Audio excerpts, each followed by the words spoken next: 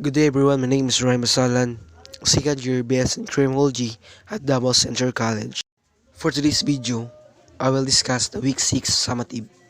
As a law enforcement officer, my fundamental duty is to serve mankind. Too often, we forget that enforcement is not just a job for which we are hired as a one would hire a laborer.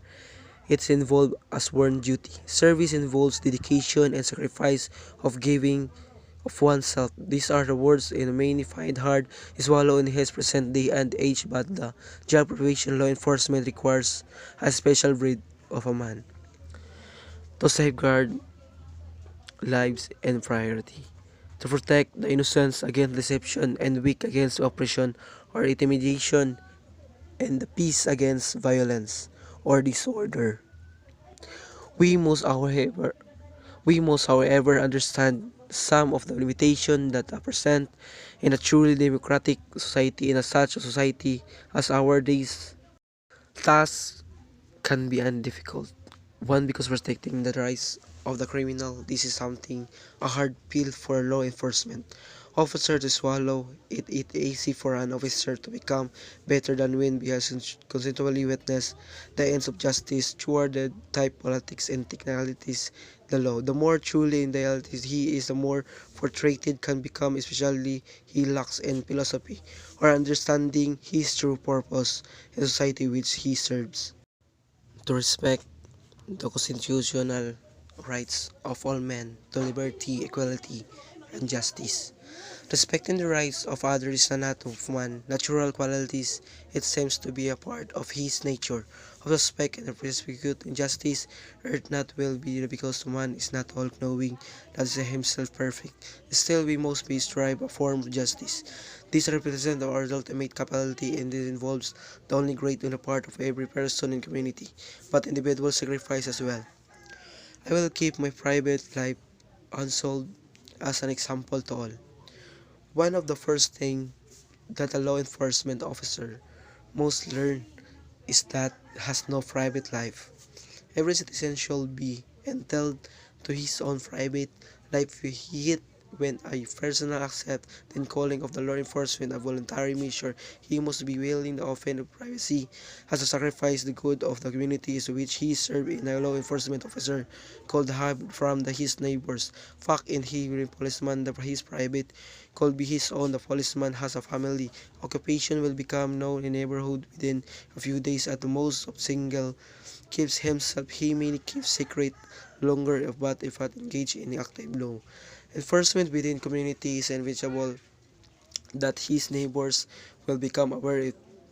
Once he knows, we will become object of constant observation.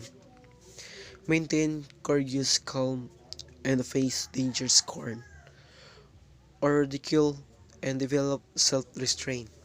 Most officers are prepared to face physical danger and the public except due to the fact that when most people think police work and think spent chase with the guns blazing and similar situation in which officers' life is in constant danger. Democracy, policy, police officer. A public office, a servant community instead of being above approaches his opposition as a part of his job is not easy. To control his temper and being subjected to unnecessary and injustifiable scorn and ridicule. Whatever I say here of the confidential nature that is confided to me in my official capacity will be kept secret unless revelation is necessary in the performance of my duty. Some officers feel that there are differences in that information obtained by doctors and attorneys is freely given with the understanding that it will be confidential, whereas information obtained by part of the law enforcement officer can be the result of many sources or forms or investigation. I will never permit personal feelings, prejudice, animosities, or friendships to influence my decisions. It is quite difficult to know which desire is stronger, strongest in the some person to help our friends hurt enemies, but these are part of many human nature. Helping our friends very good thing in self, but it involves being equality and restoration of justice. We are definitely on we with the community which serve and police work. This is applying opportunities to both hurt enemies in help friends and takes person strong character. The property perform the duties under circumstance without professional conviction. This can be impossible. I will never act officiously. One of the faults that is common to new officers is all they often the brain frequently they are appear the public over in price within their own importance away. This nature we have calculated with the pride, especially proud.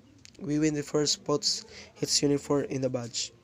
With no compromise for crime and with relentless prosecution of criminal will be enforced law enforcement courteously and appropriately without fear of favor, malice, or will. Do we the term with no compromise for crime means that crime will be not knowing terminated. It does not means the officer must be perform duties to the letter of the law and without taking into consideration the spirit of law. No one we can protect.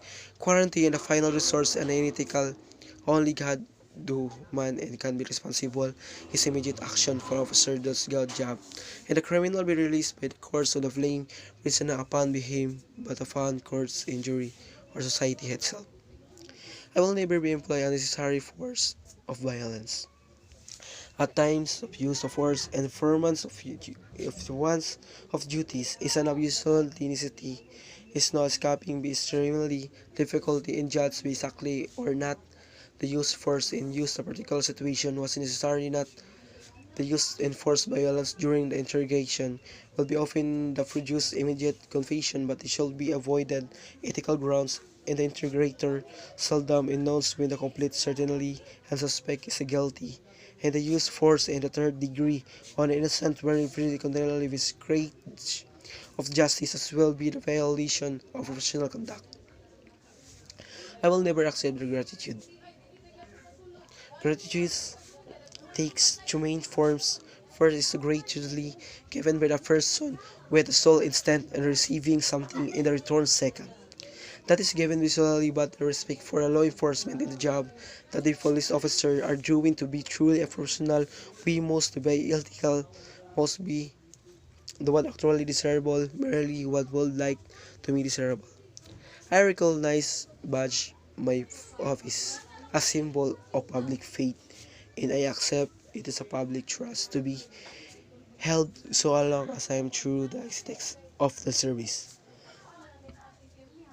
This is the most overlooked, forgotten facet in law enforcement by the men of the field. It is the union officer to suffer the difficulties and problems that held at the time so frustrating and discouraging of a police officer must be understand that he is the best selected officer should be understand that any person rewards will not be obtained from the public itself for the it is difficult master study is to personal remain only to come from the itself from knowing significance in the job essential role that plays in society. I will constantly strive to achieve these objectives and ideals dedication myself before God my chosen profession law enforcement. Proficiency in the law enforcement involves many factors that involves mental, moral, and physical conditioning. They are an important aspect. The officer who let himself sleep physically and certainly not able to protect the society. The officer who is of good physical condition has a more confidence and ability, and this is sent by those with whom he deals, and as a result find that it is necessary to exert authority. Most be as the might of otherwise, however, when knowing and understanding the code of ethics is not enough, must be actually practice it also believe. That's all. Thank you.